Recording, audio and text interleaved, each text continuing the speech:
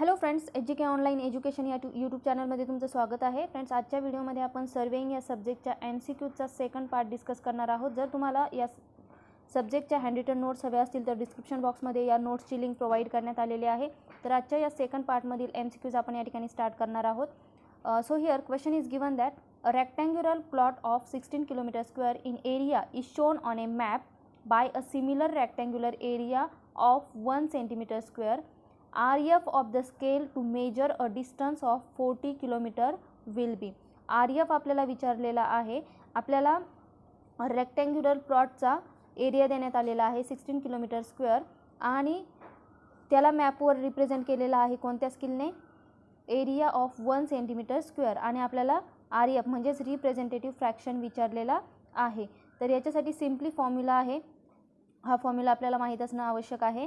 जसं की जर लेंथ दिलेली असेल तर रिप्रेझेंटेटिव्ह फ्रॅक्शन RFचा फॉर्म्युला असतो length on map divided by length on ground. आणि या ठिकाणी आपल्याला एरिया देण्यात आलेला आहे. तर एरियासाठी फॉर्म्युला आहे RF square is equal to area on map divided by area on ground. तर या ठिकाणी मॅपवरील एरिया आपल्याला किती दिलेला आहे? 1 सेंटीमीटर स्क्वेअर. आणि प्लॉट एरिया म्हणजेच एरिया ऑन ग्राउंड किती दिलेला आहे? 16 किलोमीटर स्क्वेअर.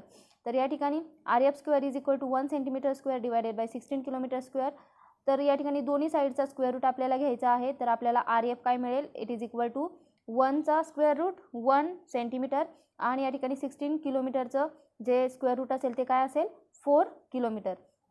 आता आपल्याला काय करायचं आहे? या ठिकाणी सेम युनिटमध्ये यांना कन्वर्ट करायचं आहे. तर या ठिकाणी किलोमीटरला आपण सेंटीमीटरमध्ये कन्वर्ट करणार आहोत. तर 1 किलोमीटर म्हणजे काय होईल?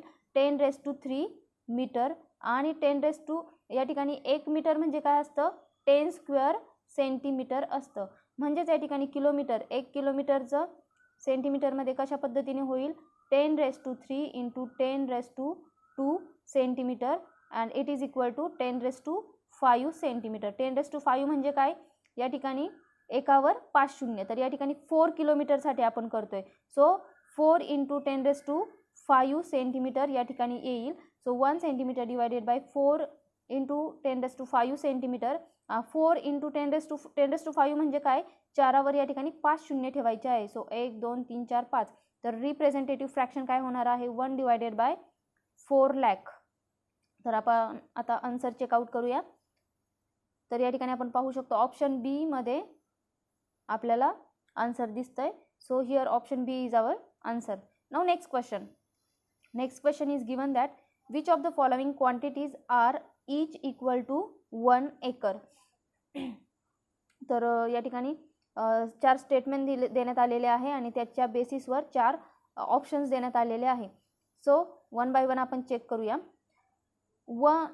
या ठिकाणी सर्वात अगोदर 1 acre is equal to 43,560 square feet देण्यात आलेला आहे.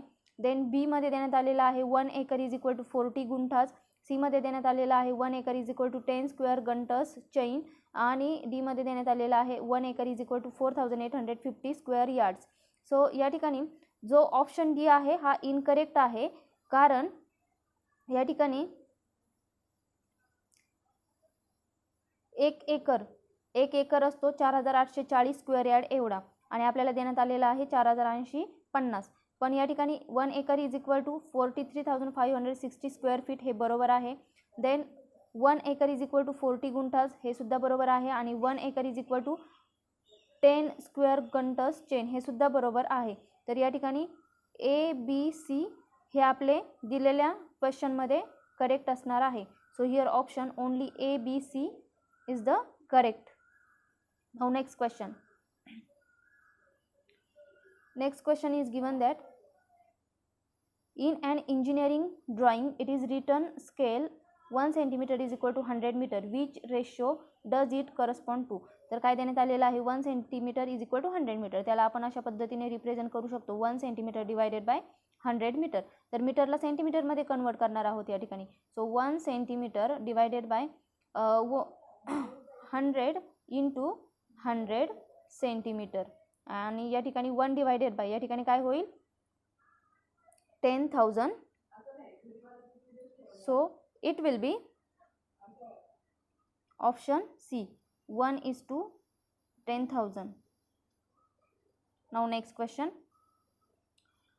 1 square mile is equal to dash square kilometers. 1 square mile is equal to dash square kilometre विचारलेला आहे. तर या ठिकाणी 1 मैल इज इक्वल टू 1.609 किलोमीटर असतं. तर या ठिकाणी याचा 1 मैल्सचा स्क्वेअर जर घेतला तर आपल्याला काय करावं लागेल, 1.609चा स्क्वेअर घ्यावा लागेल. तर या ठिकाणी 1 मैल स्क्वेअर इज इक्वल टू काय होईल, 1.609 square kilometre square, and it is equal to 2.5898 square kilometre, and approximately it is equal to 2.59 square kilometer. So here option A is our correct answer.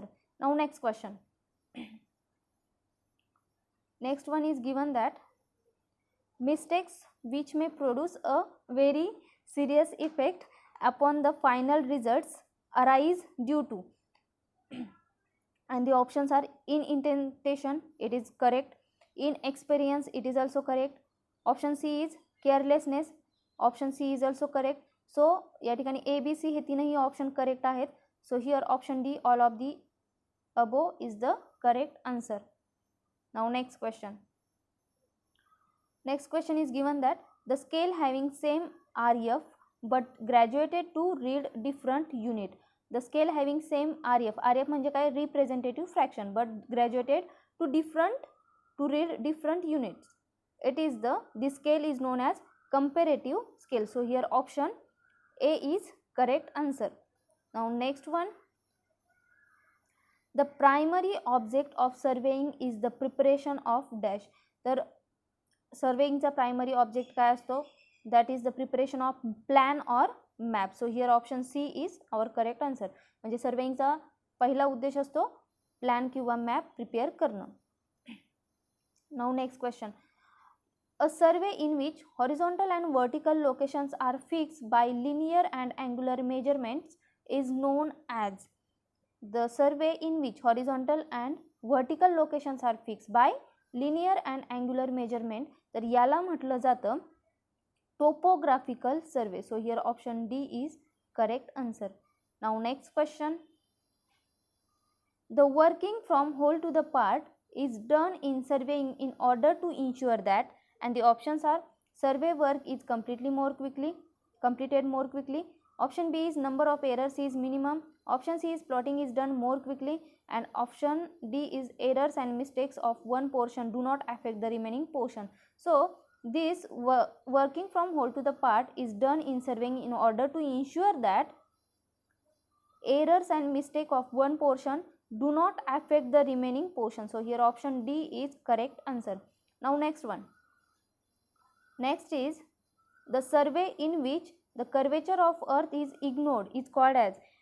असा सर्वे ज्यामध्ये आपण कर्वेचर ऑफ अर्थ ignore करतो, म्हणजेच curvature of अर्थ consider करत नाही, तर त्या सर्वेला म्हटलं जातं प्लेन सर्वे. त्याला म्हटलं जातं प्लेन सर्वे.